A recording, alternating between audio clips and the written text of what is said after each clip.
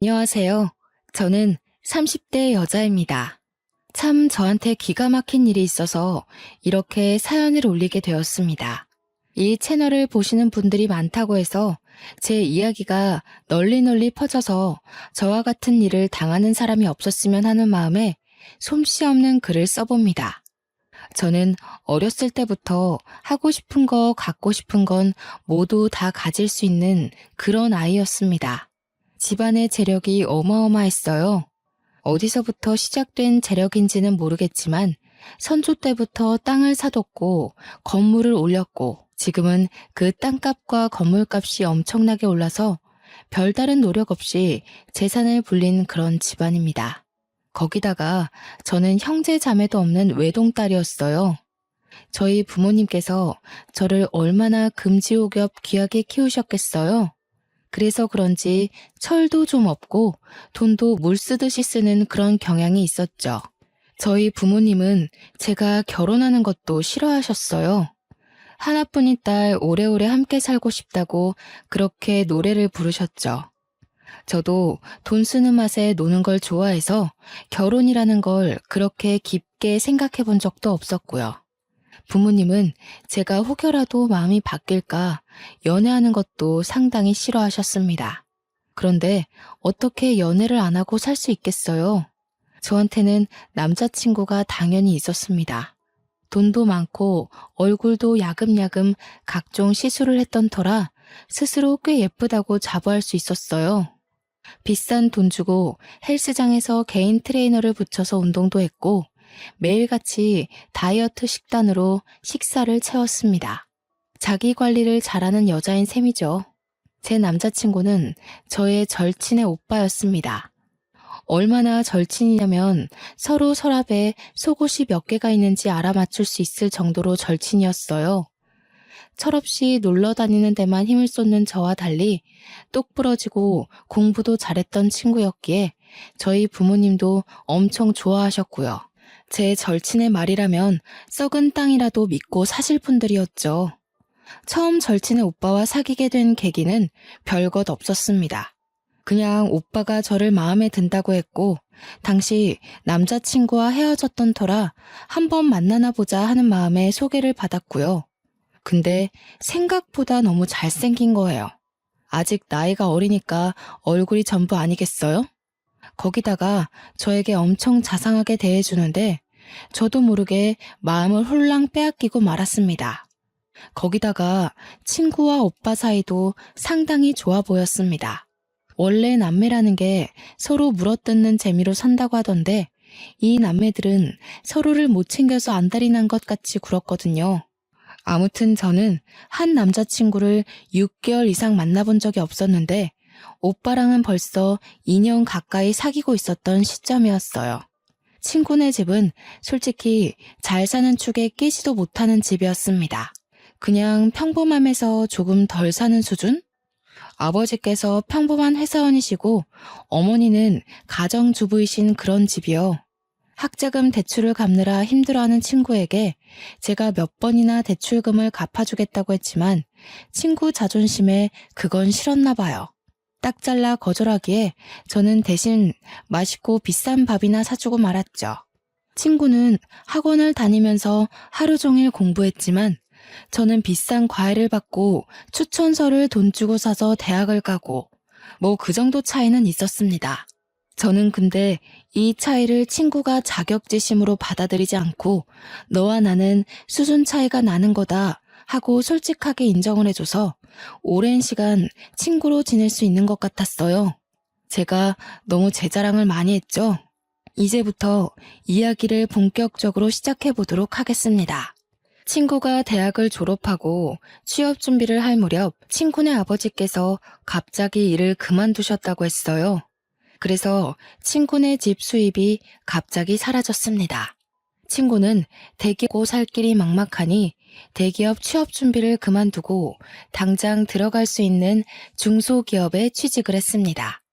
월급 차이가 대기업과는 꽤 났지만 일단 일을 하면서 재취업 준비를 하겠다고 하더라고요. 그쯤에서 친구 오빠랑 저랑 소개팅을 했고 사귀게 되었고요.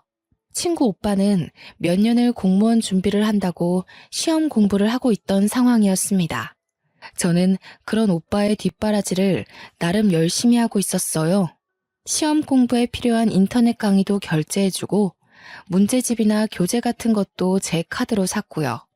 오빠가 공부하느라 외적인 것에 신경을 못 쓰는 것 같아서 한 달에 한 번 제가 다니는 청담동 고급 미용실에 데려가 이발도 시키고요. 옷도 허름한 옷 입으면 인물이 안 살잖아요. 그래서 명품 같은 것도 팍팍 사주곤 했어요. 어차피 제 거 사는 김에 사는 거라 별로 아까운 마음은 안 들었고요. 그렇게 2년을 만나는 동안 오빠는 2번의 시험 탈락을 겪어야만 했죠. 저는 진지하게 그렇게 탈락만 할 거면 다른 걸 해봐라 했지만 오빠는 지금 생활이 좋다고 하더라고요. 뭐 아무래도 그럴 수밖에요. 친구가 벌어오는 돈으로 내 식구가 먹고 살면서 다른 필요한 것들은 제가 오빠를 위해 돈을 쓰고 있었으니까요. 데이트 비용도 단 한 번도 오빠에게 내라고 한 적도 없었습니다. 근데 저는 이 관계가 나쁘지 않았어요. 저를 위한 마음이 가득한 오빠를 보면 사랑을 듬뿍 받는 기분이 들었거든요. 어차피 지금 저희 집 재산은 제가 이렇게 펑펑 써도 티가 안 날 정도였습니다. 아무튼 그렇게 2년을 만나다 보니 오빠네 집에서도 그렇고 오빠도 그렇고 결혼 이야기가 나오는 것 같더라고요. 프로포즈를 받긴 했는데 제가 꿈꿔왔던 노을 지는 석양을 바라보며 티파니 반지를 받는 게 아니라 고작 모텔 방을 풍선으로 꾸며놓고 결혼해 줄래? 들은 게 끝이었어요. 그래도 뭐 저를 위해 큰돈 썼다면서 어디서 샀을지 모르는 다이아 반지도 들고 오긴 했더라고요. 뭐 3부쯤 되려나? 손가락에 끼우면 티도 안 날 것 같았지만 멋쩍어 하는 그 모습이 귀여워서 받아주었습니다. 그래도 2년 동안 연애하면서 참 행복했었거든요. 그 마음이 고스란히 느껴지면서 뭐랄까 기대했던 프로포즈와는 전혀 달랐지만 마음을 뭉클하게 만드는 그런 게 있었어요. 저는 집에 와서도 프로포즈를 받았다고 이야기하면서 반지 자랑을 했어요. 축하한다는 어머니와 달리 아버지는 상당히 뾰루퉁해 계셨습니다. 그 반지 알도 안 보이는데 그런 걸 받고 결혼을 하겠다고? 마음에 드는 반지야 다시 사면 되지? 보니까 집안 수준 차이도 좀 나는 것 같고 딱히 직장도 없다던데 어떻게 살려고 그래? 어차피 아빠가 준 건물도 있고 지금 나 돈 쓰는 거에 문제 하나도 없잖아요. 나 결혼하면 설마 카드 뺏어가려고 그래요? 아니 그런 건 아니지만 그래도 좀 있는 집 아들이랑 결혼해야 나중에도 잘 먹고 잘 살고 하지 않겠냐 이거지. 저는 제가 결혼 이야기를 꺼내자마자 괜히 심통을 부리는 아버지가 너무 좋았어요. 엄청나게 서운하다고 나중에 저를 붙잡고 이야기하셨지만 결혼이라는 것에 한번 빠지기 시작하니까 불도저가 되어버리더라고요. 그래서 저는 더 이상 반대는 하지 말아달라고 이야기하고 결혼 준비에 돌입했죠. 제가 다른 건 몰라도 우리 주위 울리진 않겠습니다. 무슨 일이 있어도 사랑해주고 아껴주겠습니다. 허락해주셔서 감사합니다. 오빠는 저희 집에 와서 몇 번이고 인사를 드렸고 그때마다 아버지의 마음도 누그러지는 것 같았습니다. 하지만 그러면서도 꽤나 서운하신 마음을 드러내고 싶으셨는지 오빠를 향해서 한마디 하시더라고요. 내가 다른 건 다 양보해도 올해 안에 결혼하는 건 양보 못해. 내년 5월에 하도록 해. 내년 5월까지는 1년 정도 남은 상황이었습니다. 오빠는 올해 안에 꼭 하고 싶다고 했지만 저도 사실 긴박하게 준비하고 싶지는 않았기 때문에 아버지 말에 찬성을 했죠. 그러면서도 아버지는 저에게 언제라도 그만두고 싶으면 쿨하게 그만두라면서 이야기해 주셨어요. 결혼은 하겠다고 마음먹고 준비를 시작하면 파혼하고 싶을 때 용기가 안 생기는 법이라고 하시면서요. 언제든 부당한 대우를 받으면 참지 말라고 제 편을 들어주시더라고요. 그게 너무 감사했습니다. 그렇게 차근차근 결혼 준비를 시작했습니다. 저희 집에도 오빠가 인사를 왔으니 저도 인사를 드리러 갔습니다. 최대한 단정하게 보이는 명품 투피스를 입고 머리도 미용실에 들러서 드라이까지 하고 갔죠. 친구네 집은 처음 가보는 거라 솔직히 좀 기대가 되기도 했습니다.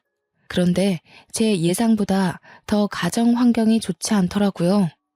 군데군데 곰팡이 쓸어있는 벽지에 방은 그래도 3개가 있었지만 오빠가 사용하는 방은 정말 작아서 옷방으로 사용해야 할 것 같은 방이었어요.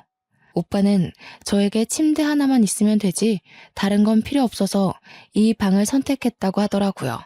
저는 그때 참 우애 좋은 남매라는 걸 다시 한번 느꼈습니다. 오빠가 더 큰 방을 사용할 수 있었음에도 동생을 위해 양보한 거니까요. 인사를 드리러 간 날 친구는 야근을 해야 된다고 저에게 미리 연락을 해주었어요. 집에 가서 인사 잘 드리라면서 화이팅이라고 문자도 보내주었고요. 은근 제 편을 들어줄 친구가 없으니 긴장이 되긴 하더라고요. 미리 준비해온 한우 세트를 사들고 방문을 하니 어머니께서 저를 반갑게 맞아주셨습니다. 아니, 뭘 이런 걸 다 사왔어. 인사를 드리러 오는데 빈손으로 올 수 없죠. 안 그래도 매번 명절마다 우리 딸 통해서 선물 보내줘서 고마워. 배고프지? 어서 밥 먹자. 저는 밥 먹자는 말에 좁디 좁은 식탁에 앉았는데 깜짝 놀라고 말았습니다. 저희 집에 오빠가 인사를 드리러 왔을 때는 가정부 어머니께서 상다리가 부러질 정도로 사내 진미를 다 모아서 음식을 차려주셨었거든요. 그런데 식탁에 올라와 있는 음식이 고작 김치찌개와 나물 반찬, 김 같은 게 전부였습니다. 간만에 요리하려니까 삭신이 쑤시더라.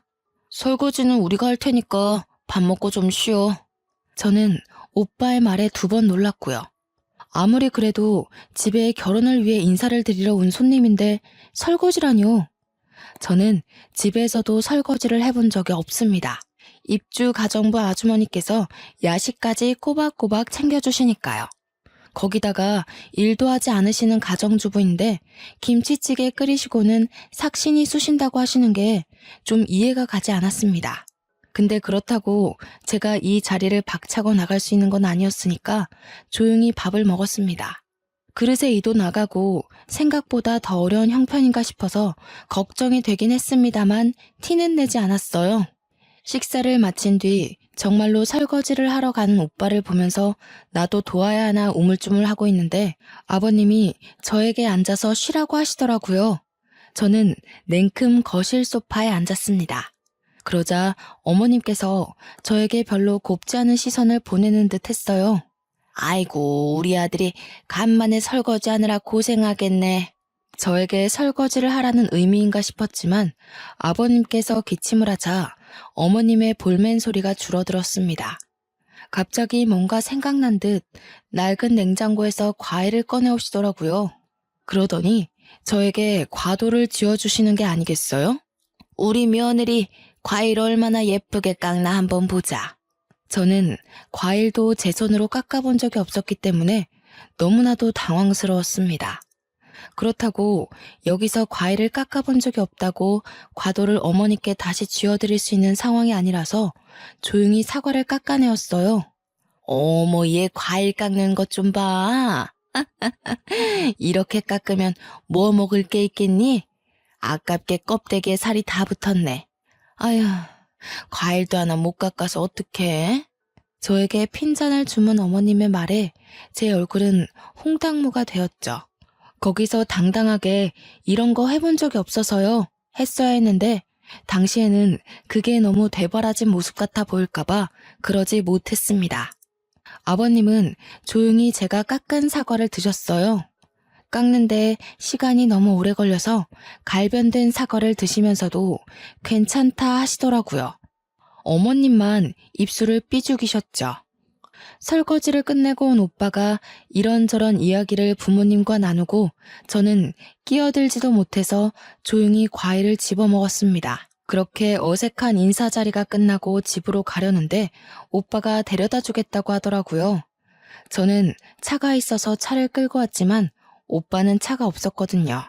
그리고 어차피 제가 운전해서 가면 되니까 굳이 그럴 필요가 없었는데 귀찮게 데려다 준다고 해서 됐다고 말하려는 순간이었어요. 예, 시간이 늦었는데 어딜 데려다 주고 온다는 거야? 늦은 시간에 혼자 가는 남의 딸은 별로 위험해 보이지 않으셨나 봐요.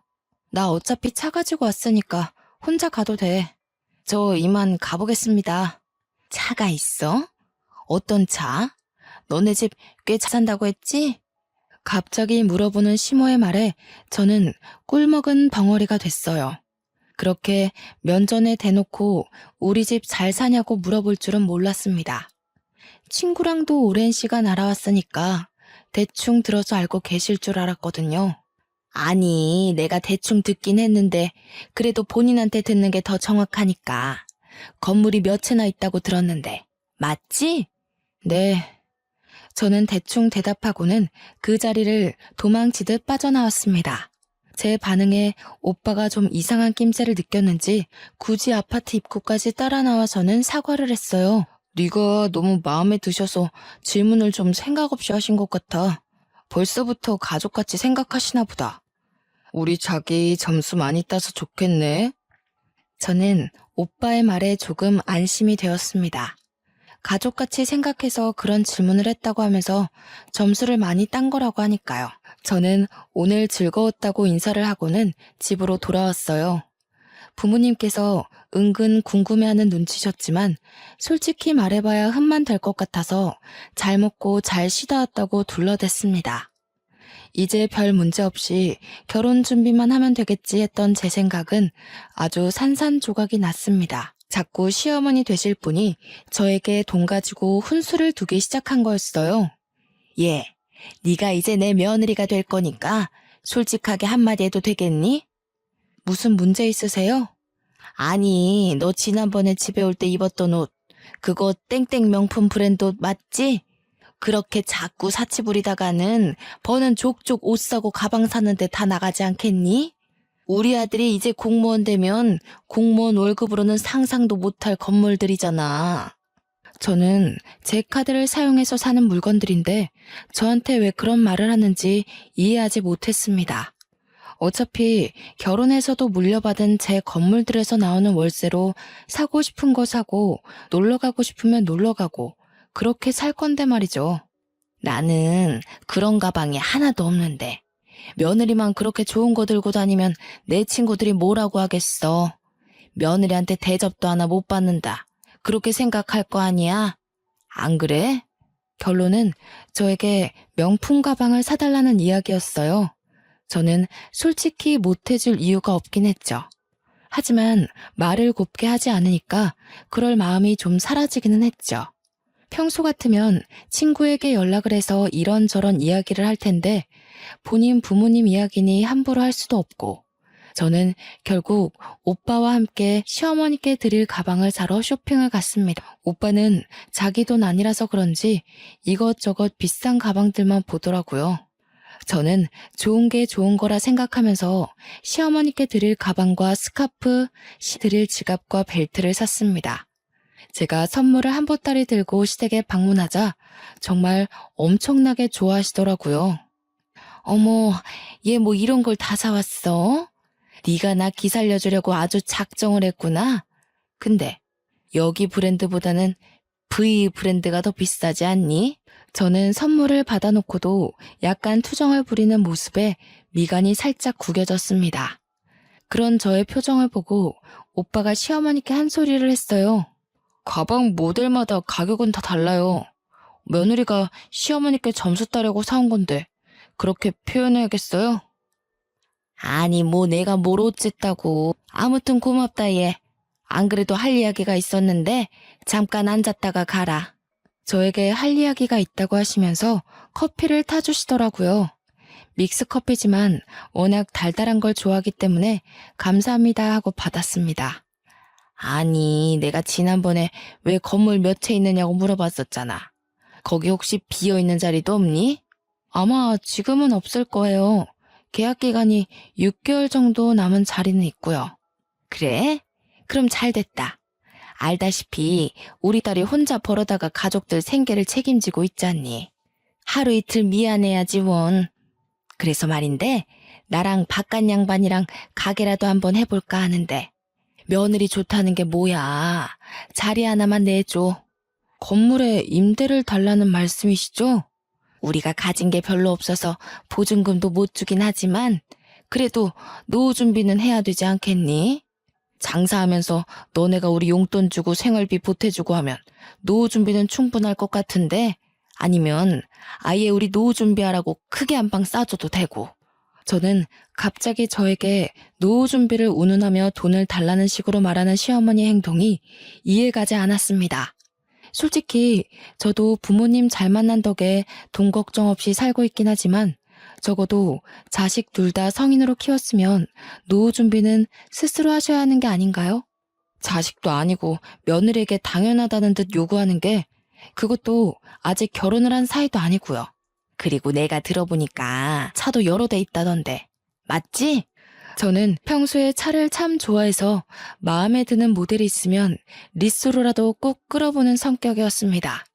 그래서 지금 보유하고 있는 자동차가 3대 정도 있었고요. 네, 차 몇 대 있어요.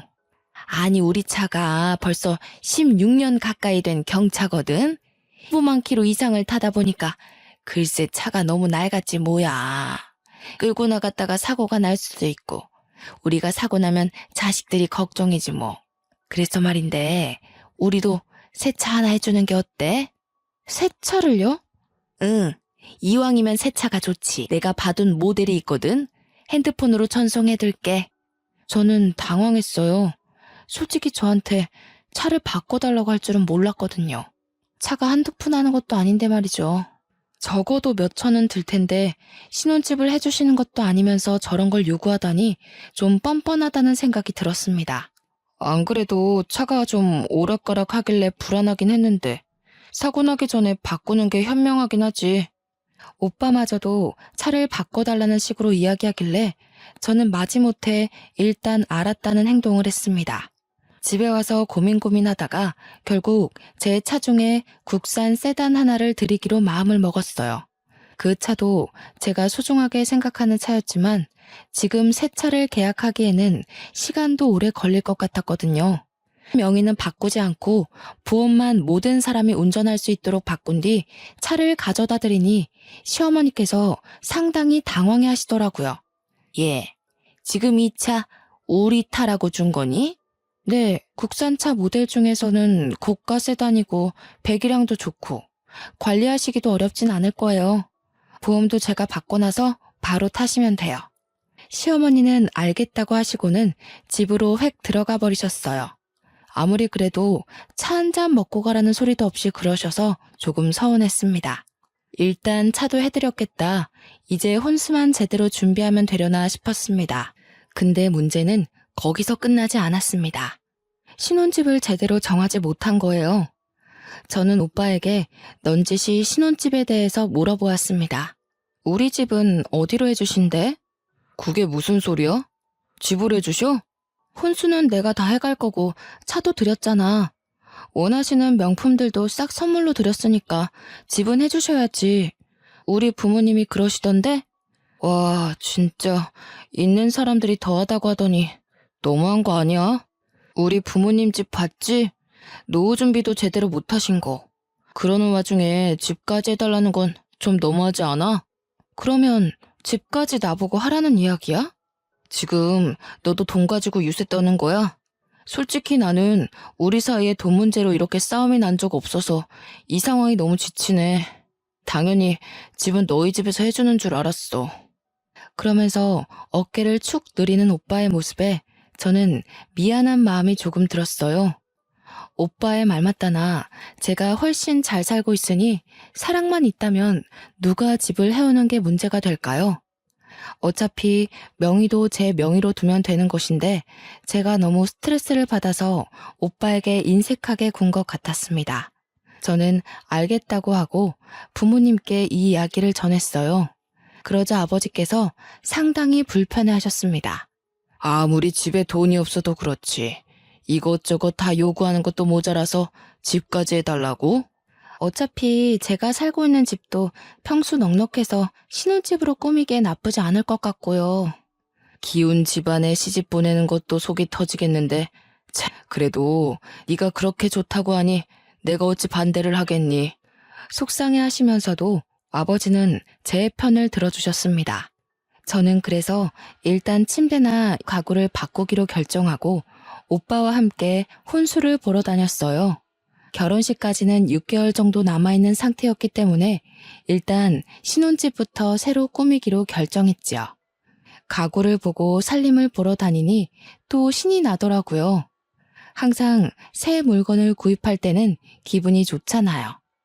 세탁기도 바꾸고 냉장고도 좀 더 큰 걸로 바꾸기로 결정하고는 혼수를 보고 있는데 시어머니께서 찾아오셨습니다. 예, 가전이나 혼수 볼 때는 어른들이랑 함께 다니는 거야.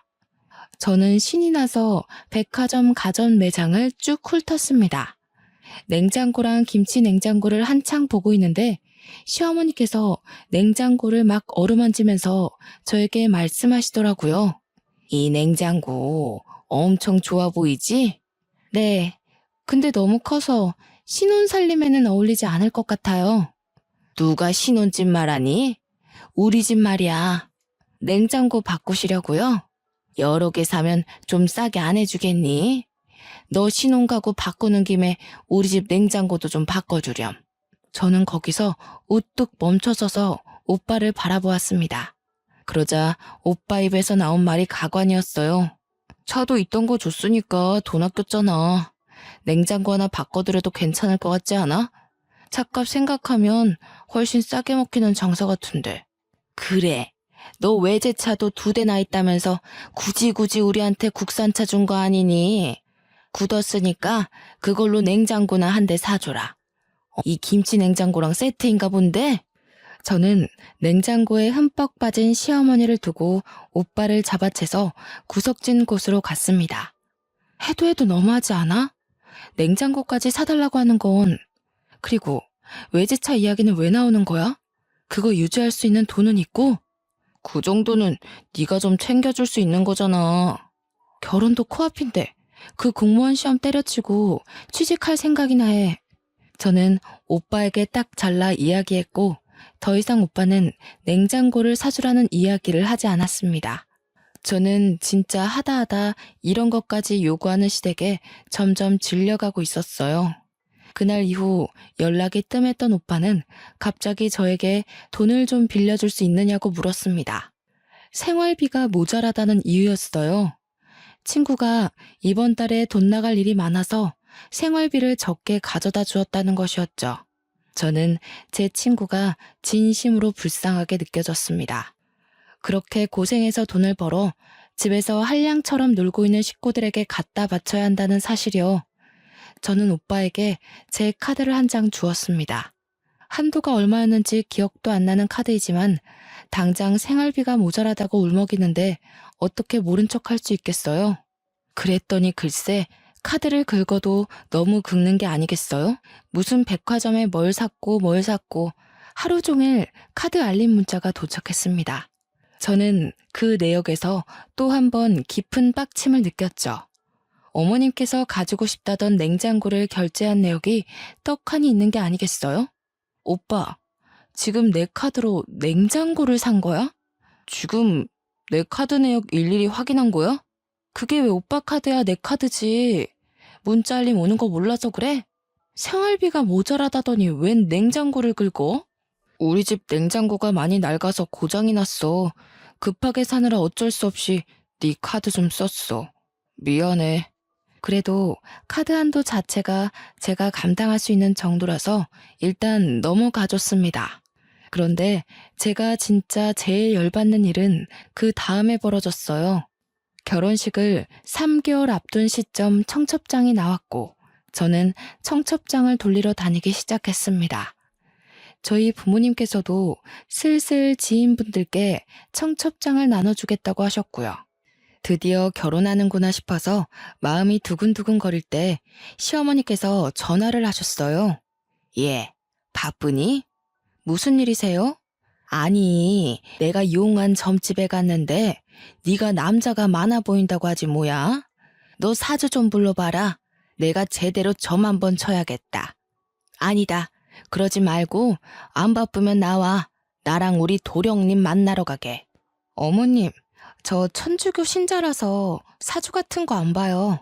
지금 벌써부터 내 말을 안 듣는 거야? 내 말이 우스워? 종교적인 문제잖아요. 저는 독실한 천주교 신자라고요. 절대로 사주만큼은 보지 않습니다. 너 찔리는 게 있어서 그러는 거 아니야? 내가 이야기 들어보니까 속옷도 맨날 야시러운 것만 입는다고 하던데.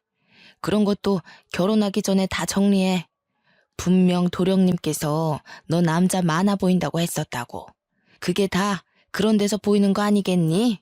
아니 무슨 도령님이 제 속옷을 본 것도 아니면서 저런 식으로 저를 음해하는 게 너무 어이가 없었습니다. 가뜩이나 냉장고 사건 이후에 시어머니와 연락을 자제하고 있었는데 저한테 남자가 많아 보이네 어쩌네 하면서 예의 없게 행동하시니까 더 싫더라고요. 점점 전화에 대고 잔소리하는 것도 질려가서 휴대폰을 슬쩍 귀에서 떼고 딴짓을 하고 있는데 선을 넘으시더라고요. 내가 우리 딸한테 들으니까 너 한 남자를 오래 못 만난다고 하더라. 나중에 바람이라도 피면 위자료 아주 단단히 준비할 거야. 알겠어? 저는 기가 막히고 코가 막혔습니다. 제 절친이 그런 소리를 했다는 것도 믿기지 않는 일인데 위자료 이야기를 꺼내는 거 정상일까요? 저는 청첩장을 모조리 찢어버리고 싶었습니다. 지금까지 제가 해간 것만 해도 얼마인지 가늠이 되시나요? 무려 갖은 명품들에 차도 한 대 들였고 신혼집도 제 명의의 집에서 시작하기로 한 마당에 거기에 냉장고까지.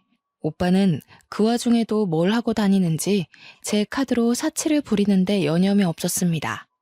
저는 더 이상 참을 수 없었습니다. 일단 시작이 절친의 말에서 비롯된 거라고 하시니 저는 제 친구에게 전화를 걸었습니다. 껏 지친 목소리로 저의 전화를 받더라고요. 너 도대체 집에다가 무슨 소리를 하고 다닌 거야? 내가 무슨 소리를 어떻게 하고 다녔다는 거야? 뭔데 다짜고짜. 어머님께서 내가 무슨 야한 속옷을 입는다는 둥, 한 남자를 오래 못 만난다는데 바람 피면 위자료 두둑하게 준비하라는 둥, 이게 다 무슨 소리냐고. 나도 처음 듣는 소리야. 그게 말이 돼? 어머님께서 너한테 들었다고 이미 다 말씀하셨어. 친구는 한참 동안 말이 없다가 한숨을 푹 내쉬더라고요. 그렇게 입 조심하라고 했는데 내가. 그래, 뭐 틀린 말도 아니잖아. 너 여태 연애했던 사람들 6개월 이상 만난 거 본 적 없고 속옷도 야한 거만 입는 거 내가 모르겠어? 오히려 당당하게 나오니까 제 말문이 턱 막히더라고요. 내가 그거 다 알면서도 우리 오빠 소개시켜준 거야. 그러니까 나한테 잘해. 이제 나 너의 신우인 거 잘 알지? 인터넷 카페 글만 봐도 신우이한테 밉보였다가 당하는 사람이 얼마나 많은데. 내가 왜 너한테 잘해야 되니? 사람 기분 나쁘게 만들지 마. 시집살이 제대로 당하고 싶어서 그래? 청첩장도 나온 마당에 이제여서 파혼이라도 하게?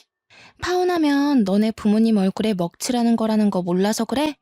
저는 제 절친이 왜 저한테 이렇게 날카롭게 구는지 이해를 할 수가 없었습니다. 서로의 단짝이고 영혼까지 나눴다고 생각했던 친구였는데 저 이렇게 나를 세우니 서운해서 눈물이 나오더라고요. 유일하게 제가 믿고 의지했던 자격지심 없던 친구였으니까요. 내가 너한테 무슨 실수라도 했어? 갑자기 왜 이래? 솔직히 너무 서운하다. 뭐가 서운해? 나는 네가 우리 집에 시집 오면 우리 부모님 좀 챙길 줄 알았어. 내가 못 챙긴 게 도대체 뭔데?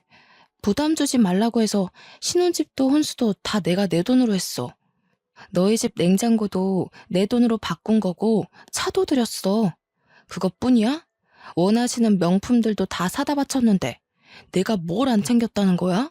너 남는 건물 거기에 우리 부모님 가게는 왜 쏙 빼먹어? 우리 부모님 6개월 남은 그 자리에 가게 들어간다고 얼마나 좋아하셨었는데. 거기 연장 계약했다며? 거기는 이미 오랜 시간 있던 자리라서 어쩔 수 없이 연장한 거지. 그리고 내 건물 내가 알아서 사용하겠다는데 왜 네가 나한테 화를 내? 내가 좀 알아봤어. 너 가진 건물들 중에 강남에 A타워 있지? A타워는 제가 가진 건물 중에 가장 비싼 건물이었어요. 한 달에 들어오는 월세만 해도 어마어마했습니다. 그 건물 월세가 워낙 비싸기도 하고 장사가 조금만 안 돼도 빛나기 딱 좋은 곳이라 웬만한 체인점 아니고서야 입주할 엄두를 못 내는 곳이었습니다. 그런데 그 건물을 딱 이야기하지 않겠어요? 거기 1층 전체를 우리 부모님 가게 내드리는 게 좋을 것 같아. 우리는 월세만 2천인 자리였습니다. 지금 보증금도 한 푼도 안 내면서 월세 2천짜리 자리를 그냥 달라는 것이었습니다. 저는 처음으로 제 절친에 대한 부정적인 생각들이 머릿속을 헤집었습니다. 그동안 친하게 지냈던 게 다 이런 큰 그림을 위한 건 아니었을까? 나에게 오빠를 소개시켜준 의도가 다 내 재산을 노리고 한 짓은 아니었을까? 그렇게 생각하고 나니 저에 대한 자격지심이 없었던 것까지 한방에 이해가 되더라고요. 어차피 천천히 그렇게 빼먹을 생각이었다면요. 그 자리는 월세만 2천인 자리야. 그러지 말고 경기도 외곽에 있는 상가 건물 1층이 비어있어. 위에 층을 집처럼 쓸 수 있고. 어차피 시부모님 사시는 아파트도 너무 낡았던데 거기로 들어가시면 딱일 것 같네. 경기도 외곽이라고 했니? 너 지금 우리 부모님을 무시하는 거야? 무슨 가게를 하실 거라는데? 내 강남 건물 웬만한 체인점도 못 버티는 그런 곳이야. 그렇게 큰 자리에 어떤 가게를 내실 거냐고. 당장 직원들 월급은 어떻게 할 건데? 그 큰 자리를 단 둘이서 운영하시겠다고? 너 돈 많잖아. 네가 당연히 도와주면 되는 거 아니야? 무슨 가게를 할지는 앞으로 천천히 정하면 되지. 저는 할 말 없다고 하고는 전화를 뚝 끊어버렸습니다. 뒤로 친구가 저에게 두어 번 더 전화를 걸었지만 저는 무시했고요.